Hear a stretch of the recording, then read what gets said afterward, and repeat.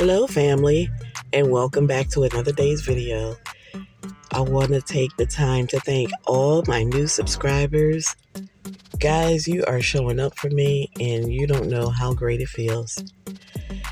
About 2 weeks ago, I was sitting at 456 subscribers, and you look at where we are now and you do the math. Thank you guys. It is all because of you. Please continue to share me out so that I can get my story across more people's platforms to make more folk aware. Now let's go ahead and get into today's video. Today's story is going to take us back to when we were going through the global pandemic. As you all know, it was a time where everyone felt a bit isolated and stuck indoors. I can clearly remember just looking out the window or whenever I went out to the stores, how everything just looked like a ghost town. And I always said to people, I never, ever, ever thought that I would ever experience anything like that. I mean, just going down the streets, everything felt so eerie because I'm used to all the hustle and bustle of living up north in the state of New Jersey. Guys, I really, really, really want you to go back in your mind and remember what it was like during that time. If you remember, we were hit with homeschooling our children. So at that time, we became the scholars. You know, you had to be on those Chromebooks. Those of us that had more than one child had to do it with multiple children. I just was going through so much. And in addition to doing that, you had to serve them their breakfast, lunch, and dinners. So all of their meals was coming out of the house. I was still going out to work because I'm considered an essential worker. At one point, my ex was still going out to work, but then there was a time that he was laid off. And so everything was left typically on me. All of that to say that I was teaching the 4 boys, and they were, oh my God. So they were way younger. Just subtract 4 years from their ages down. So what we're looking at, 3 years old, 5, 6, and 8. And it was rough, guys, trying to hold these babies' attention and help them maneuver through those Chromebooks while keeping the atmosphere quiet so that each kid can learn with their individual teachers. I remember running against problems with the noise level in my home, and therefore I went out and I purchased everybody the earphones. But what happened was, just like with anybody else, once you cover up your ears with those electronic devices, you tend to talk louder than you normally would, because it's mental, right? It makes you believe that they can't hear you, and so you need to elevate your volume. Guys, there was one day that I was sitting at the table with my babies, and I was doing the whole remote learning thing, and I received a phone call, and I kept pushing the phone call to voicemail because it kept ringing really, really loudly and disturbing what I had going on with my little pupils. And this number just kept showing up over and over and over, and it eventually started driving me crazy. And so I decided to go ahead and accept this call.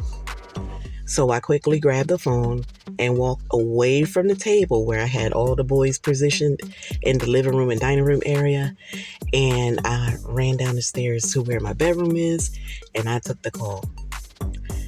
There was a young lady on the other end who identified herself as an insurance agent. And she was questioning me about my vehicle. And I'm like, huh? I was so confused. And so I'm like, can you repeat yourself, please? So again, she identified herself as an insurance agent, and she was calling to collect some data on an automobile accident. And I was still even more flabbergasted.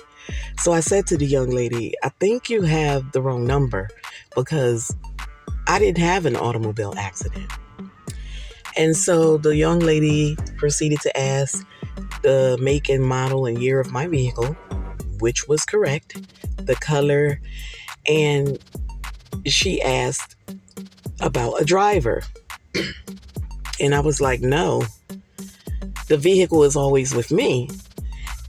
And I said, when are we talking about? This woman goes back and said that the accident occurred 3 weeks prior. And she asked if I shared the vehicle with anyone or if there were any other drivers in my home. Finally, I said to her, I am the driver in the home, the primary driver. This is my insurance. And she kept going back to this date. So I quickly flipped in my phone and looked at this date, and I remembered my ex borrowed my car that day. And so I asked her for the location of this said accident, and she went into details, and she said that I should talk to him, and she left information for me to get back in contact with her. He showed up about an hour later, and I approached him and I said, I received a phone call from an insurance agent asking about an automobile accident. Do you know anything about it? And he said, they shouldn't call you for that. And I said, what do you mean they shouldn't call me for that? The car is registered in my name and it's my insurance policy. And he said, it was such a minor thing. It wasn't a big deal. And I'm like, obviously it was, because the police were called to the scene. And 3 weeks later, here I am receiving a call from an insurance agent. And I'm like, why am I finding out from her and not you? Like, you've come into this house for 3 weeks and you conveniently forgot to tell me that there was an accident?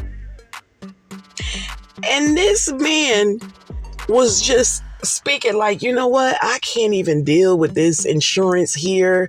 It's crazy. You know what? I'll just come off the insurance.